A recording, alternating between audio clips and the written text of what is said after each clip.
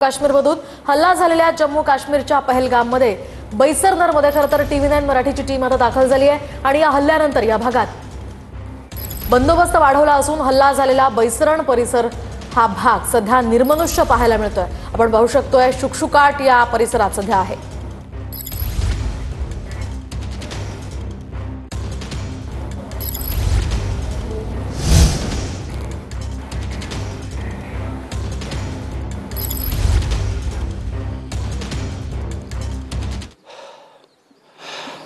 संपूर्ण देशाला हादरवून टाकणाऱ्या जम्मू काश्मीरमध्ये जो पहलगाम इथल्या पर्यटन स्थळावर भ्याड हल्ला जो दहशतवाद्यांचा झालेला होता, त्या हल्ल्याच्या ठिकाणी अखेर TV9 मराठी म्हणजेच आम्ही पोहोचलेलो आहोत। तब्बल तिसऱ्या दिवशी आम्हाला इथं पोहोचण्यात यश आलेलं आहे आणि पोहोचल्यानंतर मी इथला सध्या ग्राउंड रिपोर्ट तुम्हाला दाखवतोय। सुरुवातीला मी दाखवतो त्या दिवशी किती भयानक चित्र या ठिकाणी असेल।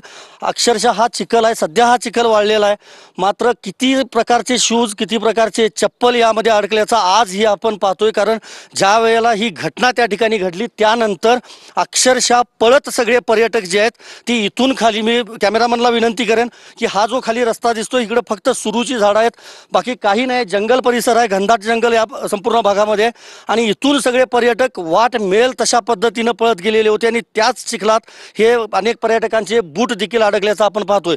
समोर आपण जर पाहिलं तर बर्फाचा जो डोंगर आहे तो आज आपल्याला दिसतोय, बर्फवृष्टी काल रात्री तिथं झालेली आहे आणि त्यानंतर मी तुम्हाला आता घेऊन जाणार आहे मुख्य ठिकाणी, ज्या ठिकाणी हा दहशतवादी हल्ला झालेला होता। अशा पद्धतीने चालत मी खरं तर इथं आलेलो आहे। 4.5 ते 5 किलोमीटरचा प्रवास जो आहे तो करून मला या ठिकाणी यावं लागलं, कारण जो घोडेस्वारांचा जो व्यवसाय म्हणजे घोड्यावरून आपण दरवेळेला या ठिकाणी येत असतो किंवा सगळे पर्यटक येत असतात, पण ही घटना घडल्यापासून खरं तर घोडेस्वारांचा म्हणजे ती जी सेवा आहे ती पूर्णपणे सध्या बंद करण्यात आलेली आहे। आत्ताही आपण पाहतो या ठिकाणी कच्चा रस्ता आहे, हा दगड आहेत आणि चिखल आहे फक्त या रस्त्यावर, डांबर तर इथं पाहायलाही मिळत नाही। कारण पहलगाम हे पर्यटन स्थळ आहे आणि या पर्यटन स्थळावर लाखो पर्यटक दरवर्षी भेट देत असतात। जसं गुलमर्ग असेल, सोनमर्ग असेल, त्या पद्धतीनंच इथं देखील अनेक पर्यटक येत असतात। हेच मुख्य गेट आहे आणि याच गेटमधून आत गुलमर्गमध्ये माफ करा पहलगाममध्ये जावं लागतं। मी कॅमेरामनला विनंती करेन इकडं पुढं येण्याची आणि इथूनच तुम्हाला जे एंट्री तिकीट आहे ते काढून खरं तर आतमध्ये जायला लागतं। माझ्या डाव्या बाजूला पुन्हा एकदा हे दाखवतो, अक्षरशः या ठिकाणी ही सगळी सुरूची झाडं आहेत आणि पूर्ण हा जंगल परिसर आहे। आत्ताही हा संपूर्ण परिसर निर्मनुष्य आहे, कुणी या ठिकाणी नाही, कारण सर्वसामान्य नागरिकांना यायला या ठिकाणी बंदी आहे। ज्या दिवशी हा आतंकवादी हल्ला झाला, दहशतवादी हल्ला झाला, त्यावेळेला जवळपास 2 ते 2.5 हजार पर्यटक या ठिकाणी होते आणि त्या पर्यटकांच्या म्हणजे सुरक्षेसाठी या ठिकाणी कुणीही तैनात नव्हतं आणि त्यामुळंच अतिरेक्यांचं धाडस झालं आणि ते इथंपर्यंत आले आणि त्यांनी अखेर हा हल्ला केला। आत्ताही आपण पाहतो या बाजूला आपल्याला कुठेही जाता येत नाही, संपूर्ण हा परिसर बॅरिकेटिंगनं बंद केलेला आहे आणि त्यातूनही इथपर्यंत खरं तर म्हणजेच पहलगामच्या मुख्य पर्यटन स्थळापर्यंत हे सगळे दहशतवादी जे आहेत ते पोचलेले होते। मी दाखवतो, हाच तो जंगल सगळा परिसर आहे। या परिसरामधनं ते अतिरेकी ज्या मुख्य स्थळ आहे त्या ठिकाणी आले असतील असा एक अंदाज वर्तवला जातोय आणि आपण आत्ताही पाहतोय हे 2 सिलेंडर जे आहेत ते 4-5 सिलेंडर त्या ठिकाणी आपल्याला दिसत आहेत। म्हणजे काय परिस्थिती असेल त्या दिवशी, ज्या दिवशी ही घटना घडली त्या दिवशी खूपच सिलेंडर दिसत आहेत। या बाजूला जर आपण आलं तर ते वरती सगळे व्यावसायिकांची सगळी ती दुकानं आहेत आणि आपण पाहतोय 10 ते 12 सिलेंडर जे आहेत ती सगळी खाली या ठिकाणी पडली आहेत। म्हणजे ज्या रेस्टॉरंटमध्ये किंवा ते जे छोटे हॉटेल्स आहेत त्यामध्ये सगळे पर्यटक त्यावेळेला असणार आणि ज्यावेळेला अंधाधुंदपणे हा सगळा गोळीबार झाला त्यावेळेला काय अवस्था झाली असणार याची फक्त आपण कल्पना करू शकतो। बैसरणचा पिकनिक स्पॉट आहे हा पहलगाममधला। 35 रुपये अडल्टसाठी तिकीट आहे आणि 12 वर्षांच्या खालील मुलांना 15 रुपये तिकीट आहे। अशा पद्धतीनं तिकीट काढून खरं तर या ठिकाणी सगळे जे पर्यटक आहेत ते येत असतात आणि इथून पहिल्यांदा मी दाखवतो आत्ताही आतमध्ये एंट्री कुणालाही नाही आणि हाच तो मुख्य भाग आहे ज्या ठिकाणी हा गोळीबार झालेला होता। दहशतवाद्यांनी जवळपास 50 पेक्षा जास्त राऊंड जे आहेत ते फायर केलेले होते। समोर आपण उलट्या बाजूला जर पाहिलं तर बर्फाचे डोंगर आत्ताही पाहायला मिळत आहेत। म्हणजे आत्ता एप्रिल महिन्यात ही परिस्थिती या ठिकाणी आहे, म्हणजे अशा पद्धतीचं वातावरण आहे। तर ऐन थंडीमध्ये बर्फवृष्टी होते त्यावेळेला अक्षरशः हेच पहलगाम किंवा हाच भाग स्वर्गाप्रमाणे दिसत असतो आणि दुसऱ्या बाजूला येऊन पुन्हा दाखवतो. आजही या ठिकाणी CRPF आणि सगळे जे सुरक्षा रक्षक आहेत त्यांना तैनात करण्यात आलेलं आहे.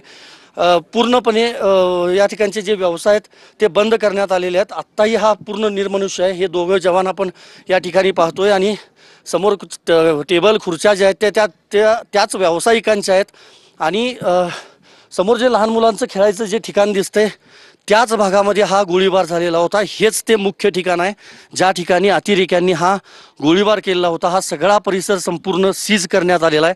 हा आपण पाहतोय संपूर्ण ही हिरवळ आपल्याला दिसते. या बाजूला झाडाच्या खाली एक जी कमांड टाईप हे बांधलेलं आहे ते देखील दिसतंय आणि आत्ता सध्या ह्या संपूर्ण परिसर जो आहे तो लष्करानं ताब्यात घेतलेला आहे आणि या ठिकाणी यायला आत्ता तरी सध्या कुठल्याही पर्यटकांना नागरिकांना परवानगी नाही आहे. पूर्णपणे बंदी आहे आणि हे जे समोर बर्फाचा हा जो प्रदेश दिसतोय किंवा सुरुचीची ही झाडं दिसत आहेत हाच सगळा जंगल परिसर आहे ज्या परिसरामध्ये सगळ्यांना त्या अतिरेक्यांचा कसून असा शोध घेतला जातोय. काल रात्री देखील या ठिकाणी सर्च ऑपरेशन कोम्बिंग ऑपरेशन राबवलेलं होतं. आज देखील हे राबवलं जाणार आहे. अजूनही अतिरेक्यांचा पत्ता जो आहे तो लागलेला नाही आहे. मी पुन्हा एकदा कॅमेरामन विनोदला विनंती करेन की साहित्य हे कशा पद्धतीने या ठिकाणी पडलेलं आहे. ग्राउंड रिपोर्ट आपण TV9 मराठीवर पाहतोय कारण TV9 मराठी आम्ही दाखल झालेलो आहे थेट पहलगाममध्ये बैसरणमध्ये ज्या ठिकाणी हे सगळे पर्यटक दरवर्षी येत असतात आणि त्याचप्रमाणे दरवर्षीप्रमाणेच हे सगळे पर्यटक आलेले होते. कुणालाही कल्पनाही नव्हती की अशा पद्धतीनं काळाचा घाला घातला जाईल. निष्पाप लोकांना अतिरेक्यांनी अक्षरशः मारलेला आहे ज्यामध्ये विदेशी नागरिकांचा देखील समावेश आहे. त्याचबरोबर महाराष्ट्रातल्या देखील 6 जणांचा समावेश आहे ज्यांच्या पार्थिवावर अंत्यसंस्कार जे आहेत ते अतिशय दुःखद प्रसंगामध्ये करण्यात आले. दुसऱ्या बाजूला आपण पाहतो ही सिक्युरिटी सशस्त्र बंदूकधारी जवान जे आहेत त्या सगळ्यांना या भागामध्ये तैनात करण्यात आलेला आहे. आतमध्ये जायला अजूनही परवानगी नाही मी सांगितल्याप्रमाणे. मात्र अजूनही या भागामध्ये नागरिक कुणीही नाही आहेत. महत्त्वाचं हेच आहे कधी नेमकी परवानगी मिळेल. दुसऱ्या बाजूलाही आपण जायचा प्रयत्न करणार आहोत पण एकंदरीतच काय की या बाजूला देखील वरती जर पाहिलं तर ही सगळी झाडच आहेत फक्त या भागामध्ये. उलट्या बाजूला मी पुन्हा एकदा दाखवतो हे चित्र बैसरणमधलं. बैसरण म्हणजे अक्षरशः स्वित्झर्लंड समजलं जातं कारण इथली थंडी इथला स्नोफॉल बर्फवृष्टी अनुभवण्यासाठी पर्यटक मोठ्या प्रमाणामध्ये या ठिकाणी येत असतात आणि त्या पद्धतीनंच आनंद लुटण्यासाठी हे सगळे पर्यटक आल्यानंतर त्यांच्यावर खरं तर काळानं घाला घातला ज्यामध्ये ह्या दहशतवाद्यांनी क्रूर दहशतवाद्यांनी हा भ्याड हल्ला केला आणि निष्पाप लोकांचा जीव घेतला भारतीयांचा जीव घेतला.